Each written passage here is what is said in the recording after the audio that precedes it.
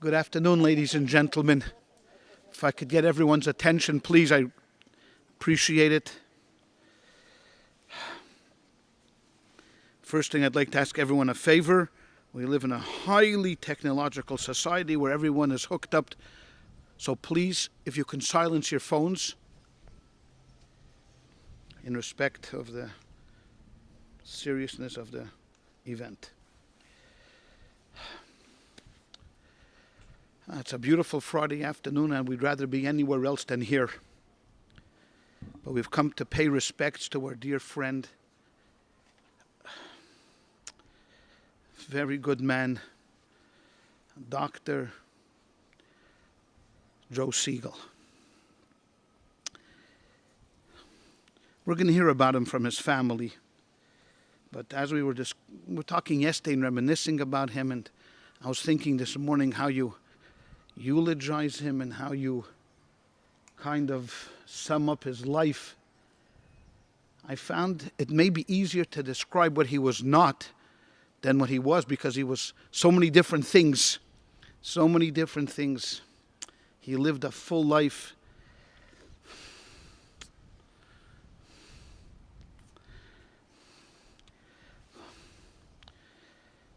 Okay. But what we're going to do is, I'm going to start off the ceremony with Psalms. Why do we start the ceremony with Psalms? It tells us that the book was written by King David. And King David lived a life of vicissitudes, highs and lows, good times, bad times. He started off as someone that not many people knew him. He was the youngest of 7 brothers. He was a redhead, a musician. His mother was worried about him. What's he going to do for a living? But then came that fateful day when someone needed to take down Goliath. David was there, and from that day on, no one ever had to ask anymore, who's David? I mean, he got himself an agent. He climbed the ladder of success. He married the boss's daughter. Another good thing to remember. But you have to remember to keep the boss happy, which he didn't do. Okay, so he had all of these highs and lows. And one of the greatness about King David was he was able to take all of these feelings and put them into a book. And we have that book, and it's called Tehillim, the book of Psalms. And Jews have used this book for thousands of years in good times and bad times and desperation times to pray and to praise and to do all that. And at a time like this, when Joe's soul is ascending now to heaven and joining his predeceased family, we hear the living say these psalms to help that soul, to help him, because there's not much more we can do for him, but we can pray for him. So we're going to start with Psalm number 23. It's a famous psalm, and you all have that on the card. I'm going to read it first in Hebrew, and then we'll all read it together in the English. Mizmar leDavid, Adonai roi layechsar, b'nez deshe yarbitzeni al mei menuchas in haleni, navshi yeshreviv yancheni b'maglei tzedek leman shemai, kam ki yelech begeit salmovis la yira kiyata imadi, shiftecha mishantecha hema yenachamuni, tarech lefonai shulchan neget soiroi, dishantav Hashem en roishi koisi revoya, ach toiva chesed yerdefuni kol yimei chayoy, v'shavti beveis Adonai la'erech yomim. Please join. A Psalm of David. The Lord is my shepherd, I shall not want. He makes me lie down in green pastures. He leads me beside the still waters. He restores my soul. He guides me in straight paths for his name's sake. Yea, though I walk through the valley of the shadow of death, I fear no evil, for you are with me. Your rod and your staff, they comfort me. You prepare a table before me in the presence of my enemies. You have anointed my head with oil, my cup runs over. Surely goodness and mercy shall follow me all the days of my life, and I shall dwell in the house of the Lord forever.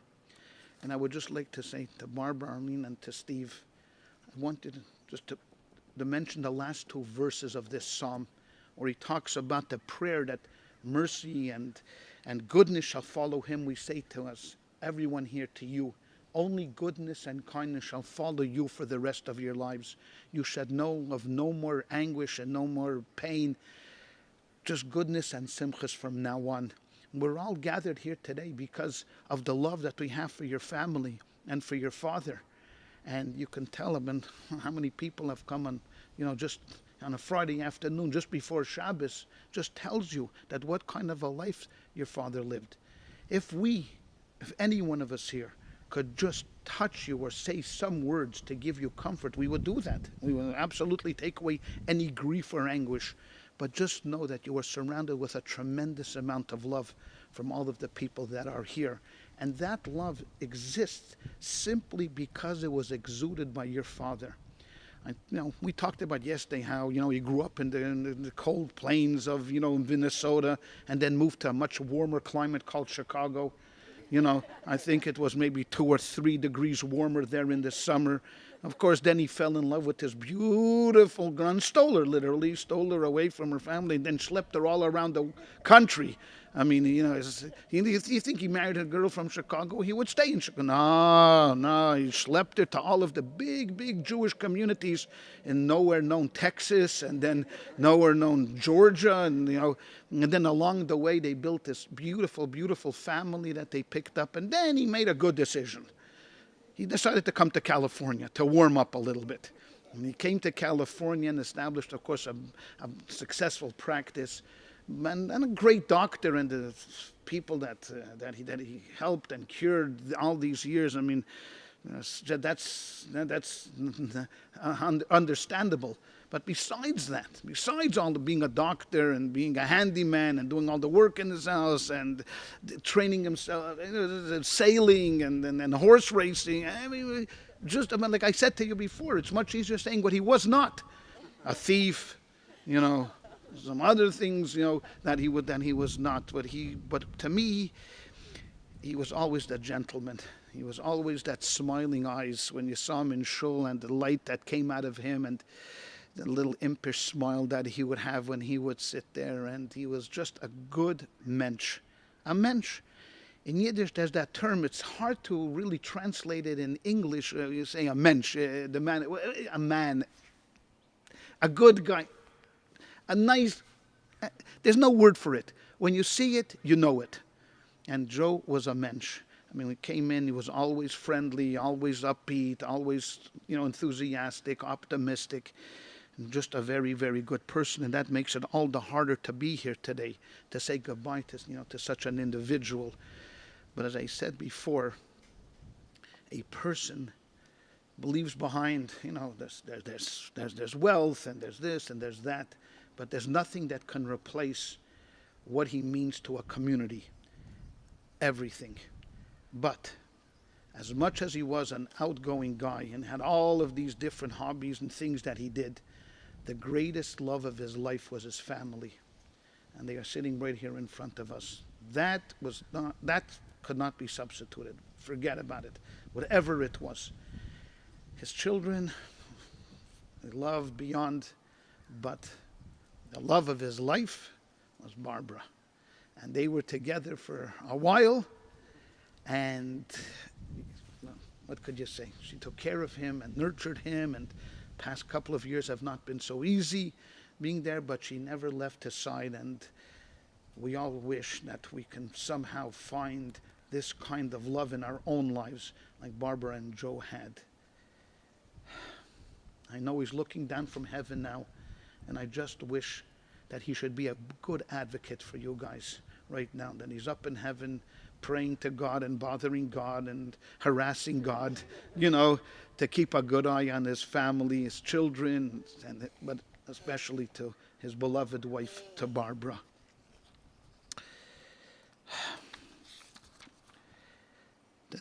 The next song I'm going to say myself. I don't think. Oh, there is? Okay. Michtam LeDavid. Shamreni elki chasisi v'chamart ladinoi adonai ata tevasi balalecha l'gdoishim asher ba'aretz ema v'adiri kol chefzi vam yirvu at shmoisem acher maharu balasik nechseyem b'dom v'al eseh shmoisem al svasai Adonai menas chelki v'choisi yatin taimich geroli chavolim naftali banimim amnachla shofar olay. Avorech esad naya shayatzoni avleilas yisruni chal yosi shivis enay lenegdi somid ki mimini balemit lachin somach liba v'yagol kvoidi af besori yishken levetach ki leisaziv nafshi lisho leisitin chastach ali reshachas k'teidieni erechaim soiva samachas espanecha neimus bemincha netzach. King David writes this Psalm 16. It's Psalm number 16 to his children. And he says to his children, and he loved to use allegory and he said to them, life is like grass. In the morning it grows and flourishes. In the afternoon it kind of dries up, and in the evening it withers and flies away. So he tells them, remember, the one thing that we have that's more precious than anything is time. Time is the biggest thief, because what time steals, it never gives back. And he tells them, don't procrastinate. Don't say, I know you're young and you have the future ahead of you and there's always time, more time. There's no. Do today what you have to do today. And the reason why we read this psalm at a funeral is because for Joe, it's his time has come, and for whatever reason Hashem wanted him next to him. But we, the survivors that stand here today, we understand that time is precious. We're standing here in time. Every minute is something that we need to live. Carpe diem is that famous statement. Grab the day. Don't procrastinate. I know many of us would like to know what we can do for the family. What can I do? What can I do? What can I do for doctors? What can I do? I'm going to make a suggestion. Live. That's what you can do. Live. Live a full and meaningful life. And every time you do something for someone else, you extend a helping hand, you pick someone up, you help someone, do it in his memory. That would be the greatest blessing, and that would give him the greatest satisfaction to know that his friends and family remember him, but not just remember him in the fashion that they make this world a better place. And I think that this is what King David wanted to share in Psalm number 16. As I'd mentioned before, Joe leaves behind two beautiful children. Now it's time to hear from them. Eeny, meeny, miny, mo. Steve, you're up. Steve, you're up. No, not for a minute. I don't know how to read through these. So I have a large chest of family photos, Super 8s, videos, slides in my office that my goal is to get through them and digitize them so that we can share them in a more modern format. The images I've looked at so far chronicle a history of our family, the Siegel family, the Getzig family, the Fisher family as well. It's a blessing that we have these materials, and I do hope to get to them very soon. And it's really due to Dad's persistence and creativity that these exist. See, he was behind the camera in most of them. The problem with having a father who was behind the camera is that there are precious few photos of him. And except for the times that Mom was able to wrestle the camera out of his hands and take a few video or movies, mostly, some videos and slides. These images show us that Joe Siegel should remain in our minds and our hearts in that way. The Joe Siegel with a wide Cheshire grin, the Joe with a quick wit, that sometimes the jokes landed a little off, but were always delivered in good intention. The Joe with an abundance of life and love. These last few years, and especially the last couple of days and months, have not been easy for Dad.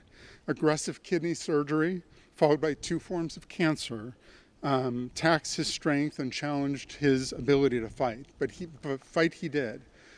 This is not how we will remember Dad. Here's a few verbal snapshots of a life well lived. Joe Siegel, my dad, was always the guy that people went to, whether it was for medical advice, to care, to travel the world, or just for a lousy joke. When I think of Dad, I remember his mother, Gladys, or as he called her sometimes, Happy Bottoms. You get it? Gladys, glad ass, Happy Bottoms. Grandy was a beautiful woman, always quick with a joke and wonderfully wide smile, who loved her family, her children and her grandchildren, and relished in their success. She filled every room with love and light, and often with food. And I think of Grandpa Al, who I never met. He apparently was a very humble man, a jack of all trades. What little I know about carpentry and plumbing and electricity, I learned because Dad taught it to me, and he learned it from Grandpa Al. Even last night, I used Grandpa Al's old hammer to hang a few pictures. Family was very important to Dad. The silent films he photographed showed the family during happy occasions, a Passover here, and other traditions on other occasions. I cannot wait to actually digitize them and show them again. He and Mom met while they were at the University of Illinois, Navy Pier, a campus that no longer exists. When they met, Mom thought that he was coming up to talk with her girlfriend that she was talking to, but no, Dad was interested in Mom. He asked her out, they dated, they got married, they started their own family. I think it took a little longer than that. But Dad was also fiercely patriotic. He started as a cadet in the ROTC. The U.S. Army put him through medical school, a debt that he repaid many times over. He was very grateful to this country. Dad first left the Army as a captain and returned to serve in the California Army National Guard Reserve for another 15 or so years, retiring finally as a full bird colonel. As an aside, the only 2 times his unit was ever called to service here in California, Dad was AWOL with Mom on a vacation. But he avoided courts-martial. Even our family summer vacations were mini maneuvers. Up before dawn, 100 miles in before breakfast, we'd get our way to this or that national park, covering the western U.S. in a few summers. Dad did most of the driving, with Mom serving as navigator, tour guide, 8-track disc jockey, and referee. While in the Army, he and Mom had 3 adorable children, Arlen, Abraham, of blessed memory, and me. Dad loved being part of our lives. He was a small business owner, along with his medical partner. Together they made a great practice, or as he joked, he practiced till he got it right. Undaunted, he went to prison as a second medical officer and then chief medical officer for the Chino prison here in California. As much as he enjoyed the new challenges, he was frustrated by the bureaucracy and what he couldn't do. And when he finally retired from the joint, he finally retired. He and Mom continued their travels, going on many trips, as many as they could. Short trips to Oceanside, long cruises to Asia, annual trips to Scottsdale to meet their friends, and many, many more. But photography was not the only strand of Dad's artistic DNA. He learned to make leaded glass windows and created some beautiful pieces. He also created some through welding a number of pieces that he gave out to friends and family, and especially a business card holder that he had at his practice and that I have at home now. He and Mom appreciated the fine arts as well and the performing arts, often going to shows here in Orange County in LA. And Dad took tzedakah to heart. Throughout his life, he found ways to give back. He was always involved in our lives and active in his synagogue and presence in family functions. He enthusiastically embraced the Masons, and Dad was named Worshipful Master of his lodge in Long Beach. But friendship was also very important. Decades before he joined the lodge, he banded together with a group of guys for their monthly poker game, a game that went on monthly for parts of 5 decades. I remember making sure, and Arlen does too, that the salty and the sweet snacks were just so before the game started. Then I would retire to the top of the stairs to listen, to watch, and to smell the cigar-filled air.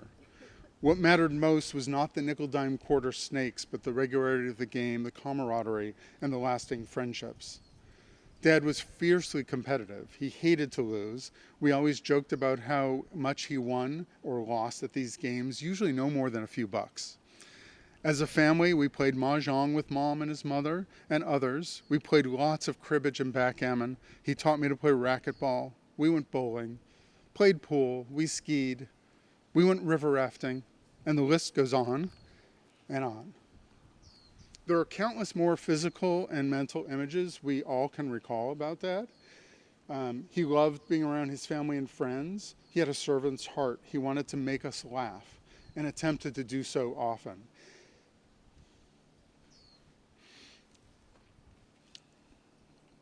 Even up to his last days in the hospital and at home, trying to inject just a little bit of humor into a less than humorous situation. Above all,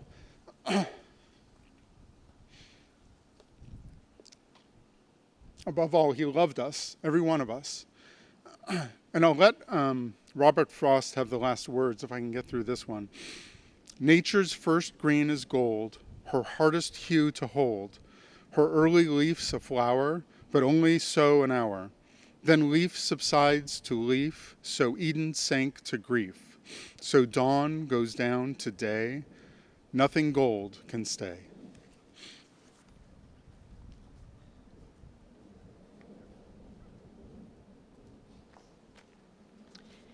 Well, as you can tell, my brother is a public speaker, and I am not. I'm a finance person.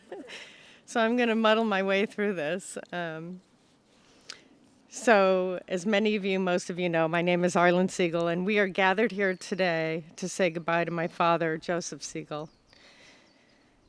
My father, my mom, and my brother and I had a strong relationship growing up, creating so many fantastic memories.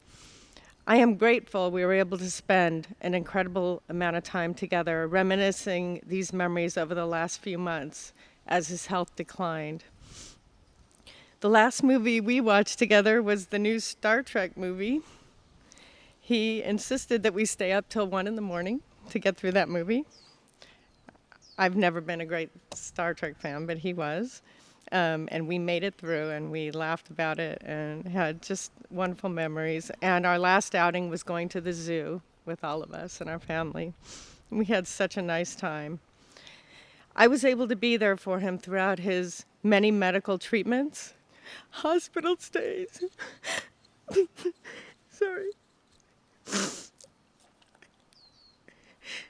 And fun having him home when he beat all odds over the last 4 years. Sorry. And lastly, I was able to tell him how much I loved him. My father enjoyed humor, making everyone relax with his jokes and wit. He was an optimistic, strong fighter. He thought he could accomplish anything he put his great mind to, including beating cancer. He faced all challenges and hard times with a smile on his face. He had an incredible work ethic, was always passionate and devoted to whatever he was involved with or working on, whether the Masonic Lodge, harness racing, hobbies like woodworking, stained glass, and making his continued honor to the Army. He still wore his retired Army hat as recent as a few months ago. He was generous, community-oriented, and always willing to help others. Dad was also known for having a great time. He and Mom and many of their friends and family traveled the world together on cruise ships, by foot, national parks, river rafting, or on skis. There was always a fun trip to be had. He worked hard and played hard. There are so many great memories about my father, but here are the most memorable experiences. Helping other people. He used his medical skills to aid others on airplanes, cruise ships, in restaurants, at resorts. The one I remember the most was while driving home from Mammoth, a white Toyota Land Cruiser lost control and flipped over several times, throwing 3 people out of the truck, with 1 person remaining. He stopped the car, took his medical bag out of the truck, and ran to the scene without hesitation to help everybody. He was always there for me. I ran all my big decisions through him, including what universities to attend and which major to choose. Job opportunities. Without you, I guess I'm now stuck in this current job forever. Those of you who know me understand what this means. Big purchases like homes and cars and how to finance them. Not getting mad at my first big car accident, especially when you found out I had a parked limo in Huntington Harbor. putting my health first, forcing me to go to your office, and you would clean my ears, write prescriptions, and tell me to stay out of the sun. We had many fun memories as a family. Family game nights, playing backgammon cards, Monopoly, and many more games. Cracking your back after a long day in the office and performing surgery, and the many back rubs I gave you until the very end. You shared your expertise, teaching me how to trade options, which you excelled at and had the stomach for. I, on the other hand, struggled, as I was taught portfolios had to be diversified. His biggest concern, even while his health was declining, was how much his portfolio was growing and how much income it would generate so that Mom could continue her daily online shopping and be fully taken care of. And then there was the harness horse racing. What a great time and experience that was. All of the friends and family members that got to attend the races, the winner circle photo ops, the food, the fun, and of course, the gambling. I know this was one of the best periods of my dad's life. He loved the races. Loved eating matzo brie together, but not so much the liver and onions. We definitely agreed on anything and everything chocolate. He loved his poker game, the same poker game with the same friends for most of his life. How amazing to witness this. I love poker night, as my brother was saying, as there were always snacks. We were not supposed to eat the snacks, but we were able to sneak a few here and there. Oh, and how can I forget? You got to see me marry the most wonderful person in the world and dance down the aisle with Mom and I. Some other funny memories. We were traveling in San Francisco. You made the wrong turn in a rental car, and they were paving the street, and you drove through the wet cement. They were not very happy with you. We rented a motorhome on a national park tour, and a police officer stopped you and thought you were drunk. I think you were trying to mess with Mom, swerving back and forth while Mom was on the toilet. Gladys, thinking she was paying for breakfast at Art's Deli, and you telling your mom that you knew Art, the restaurant owner, from school, and telling her Art picked up the bill. When all in all, you had picked up the bill. Gladys walked out of the restaurant and kept thanking Art for picking up the bill. Mom loves this story. Helping other people, he used his medical skills to aid others on, oh, I already read that. I'm lost. Oh, here we go. Uh-oh. Uh-oh. I lost my place.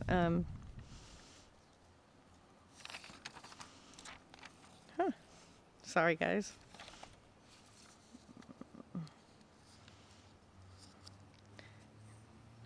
Ooh, I think I've lost a page.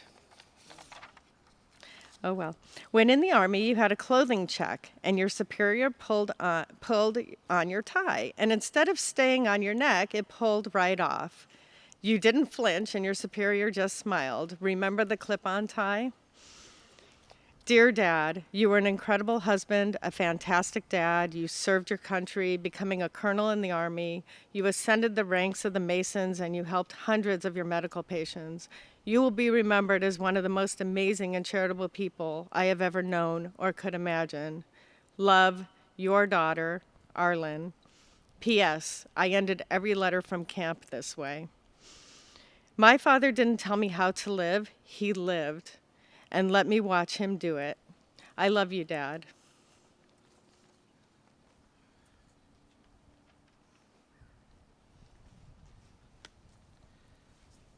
Thank you both very much. As you heard, one of the few things that he was involved with were the Masons, and they are here today to also share in this ceremony. I'm Victor Lindsay. I'm past master of Los Cerritos Lodge 674 in Long Beach. And Joe was my master when I was junior warden in the line. So 2 years after that, I would get to be master, but I had to learn from someone who knew the job. And I said, I get to watch the mistakes. I get to watch what he does well. I remember the horse racing. If he had the Star Trek and I knew about that, I would have been there because I love Star Trek. But he was a great person, and I deeply remember his involvement and his love of Freemasonry. In fact, this apron, it's a tradition that the apron is an emblem of service, and that we are in service to others, and this is probably one of his biggest motivations for why he joined this fraternity.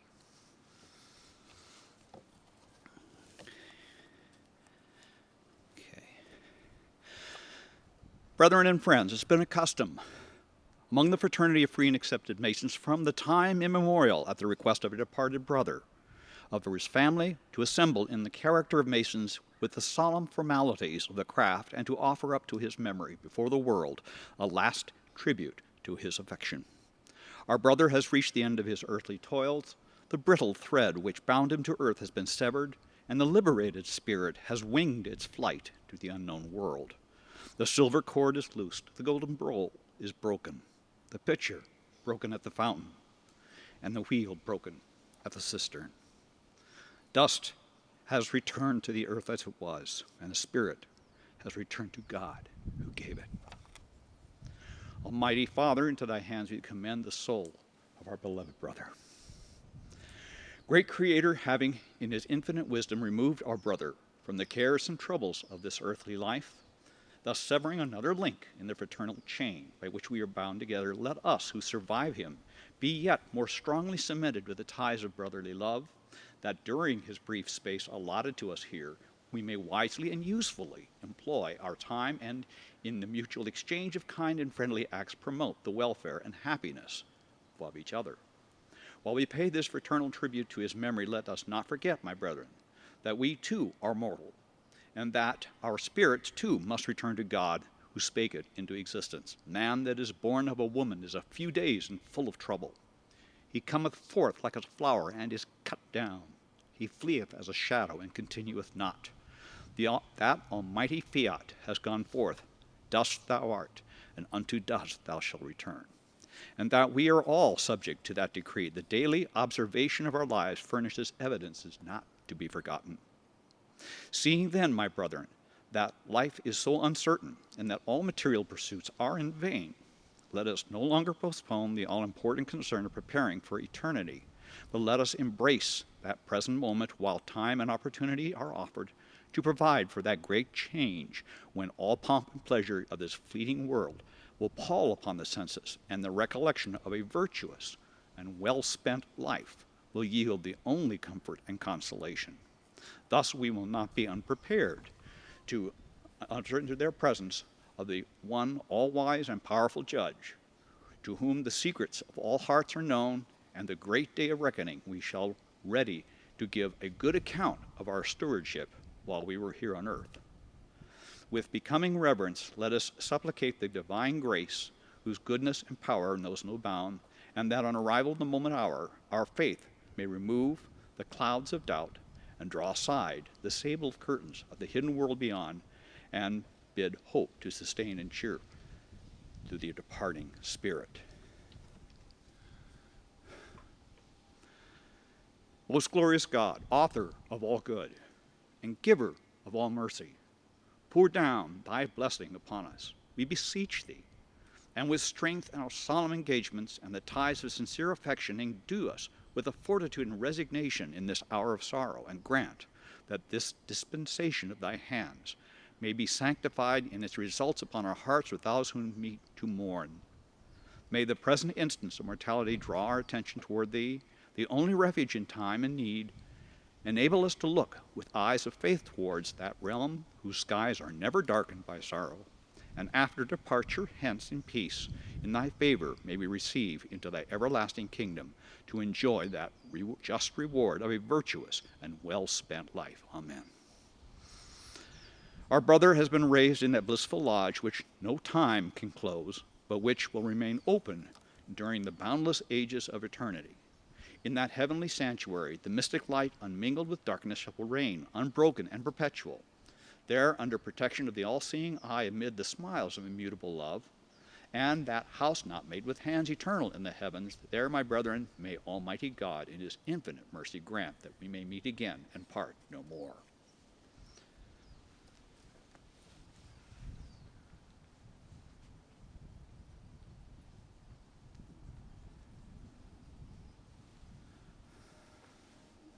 Okay.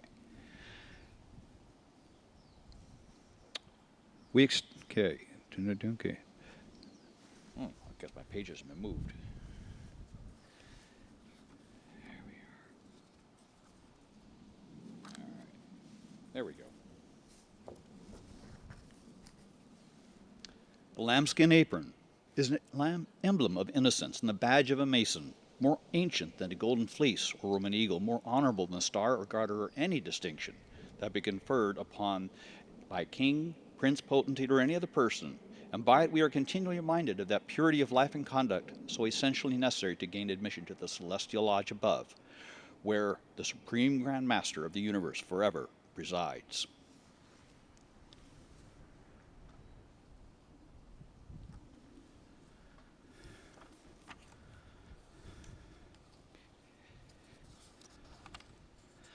This evergreen, which once marked the temporary resting place of one illustrious Masonic in history, is an emblem of our enduring faith, the immortality of the soul.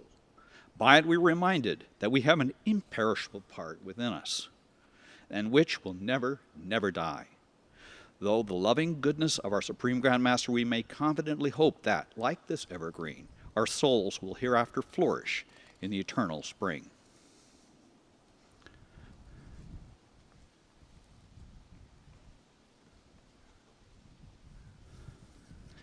We extend to the bereaved, relatives and friends of our departed brother, our sincere sympathy in this hour of sorrow. And we pray that he who tempers with the wind and the shorn lamb will give them his divine comfort and consolation that may come to realize that the spirit of our brother is happy in his Father's house, and where God will wipe away all tears, and where there shall be no more death, neither sorrow nor crying, neither shall there be any more pain, for the former things have passed away.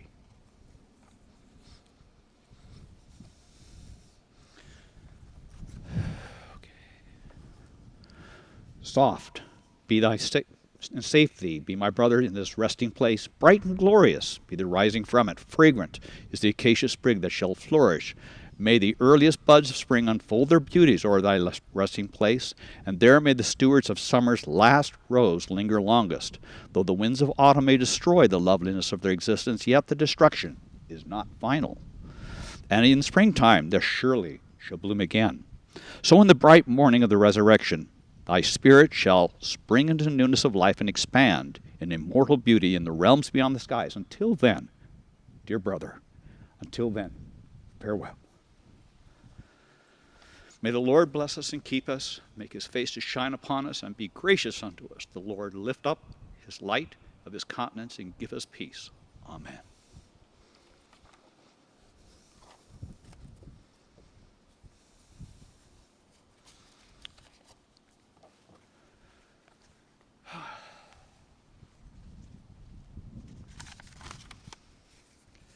This is something called a sacred scroll, and it's kind of a memory of what he was in Masons, and I'll read it to you at this time. Joseph Siegel, past master, Los Cerritos Lodge, number 674, entered into rest October 11, 2021, after 83 years, 9 months, and 23 days. He was both worshipful master and the wardens of our lodge. He was initiated May 19, 1986, passed to the degree of fellowcraft October 26, 1986, and raised to the sublime degree of Master Mason February 16, 1987 in Los Cerritos Lodge. Have a little souvenir.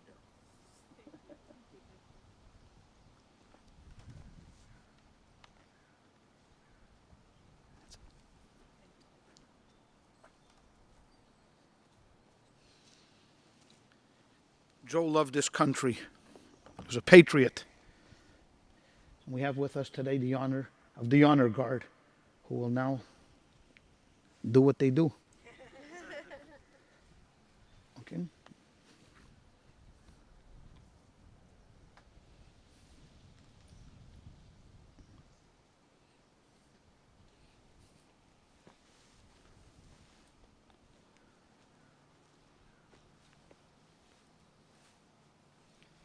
Ladies and gentlemen, my fellow soldier and I are here today to render final military honors to a fallen comrade. Today's honors will consist of deploying the task, followed by the folding and refolding of the presentation of the flag. During deploying the task, we ask those who are able to please rise. Current and former military service members render appropriate hand salute. Others are encouraged to place their right hand over their heart. At the conclusion of the task, please be seated for the folding and presentation of the flag. Thank you. At this time, please remain standing for the playing of taps.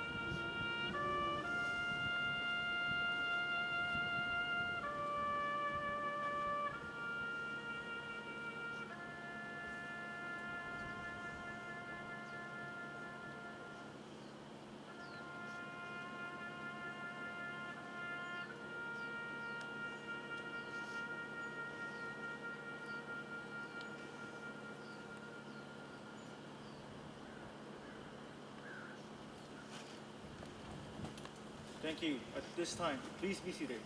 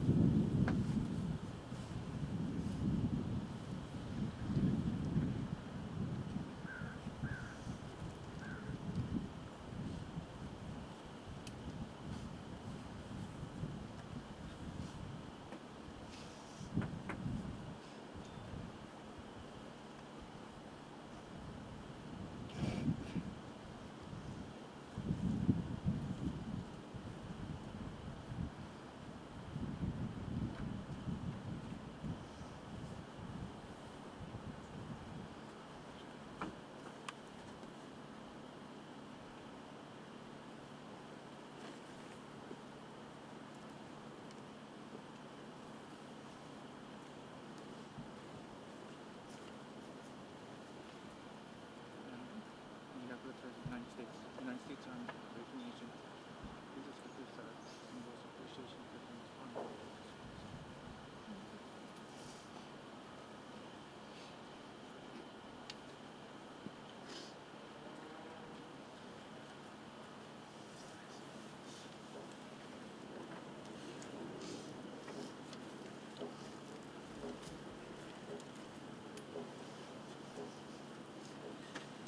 Anybody else? Jockey Association? DraftKings? Anybody? No, is that okay? I was just wondering. Okay.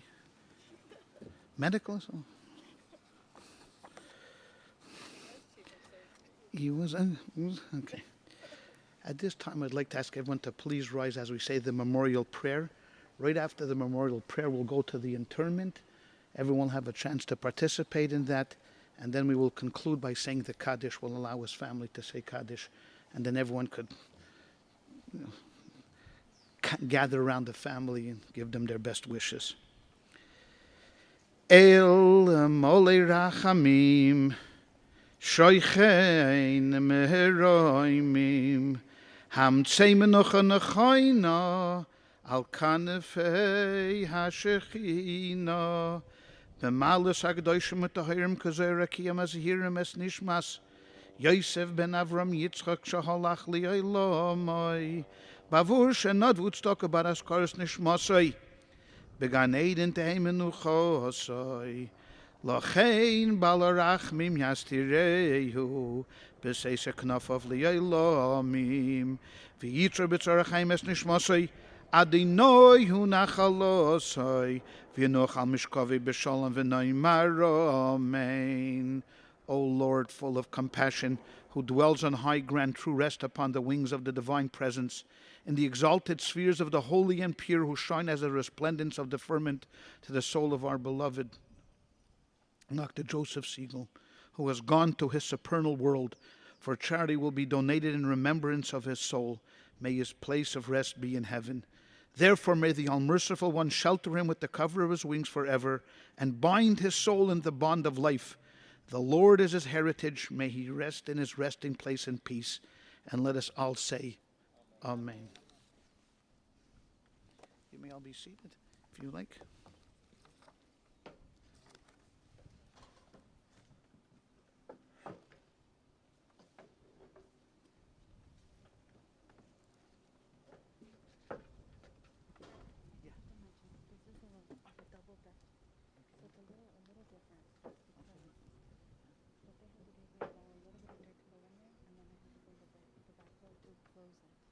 So we'll just put a little bit of dirt in and then, so not everybody will get to do it. You're saying?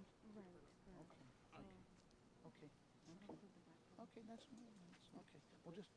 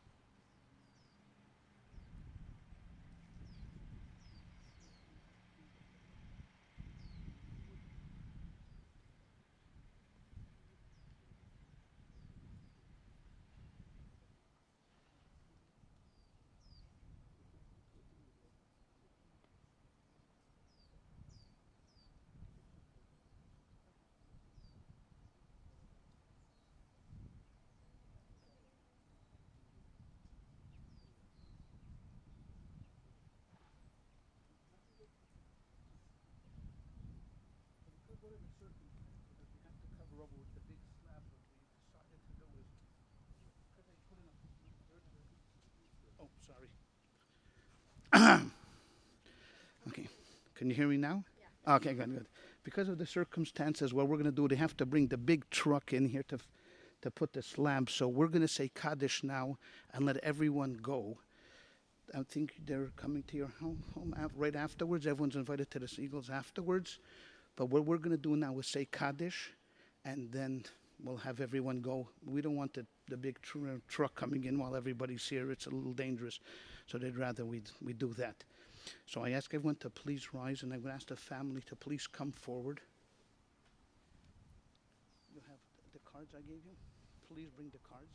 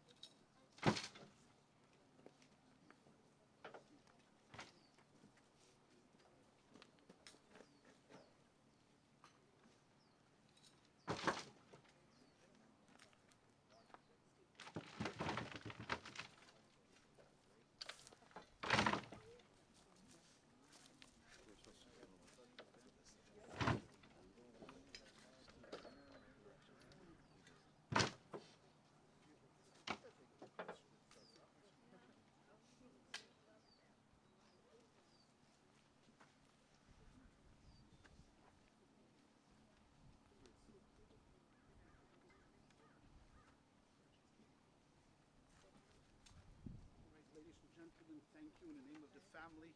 A million thanks for. In the name of the family, thank you so much for participating here today. The family is ready to receive guests and visitors. Please show them your love and your comfort. Everyone, of course, is invited. You have those little cards. Everyone's invited to come over to the Siegels right afterwards. Thank you.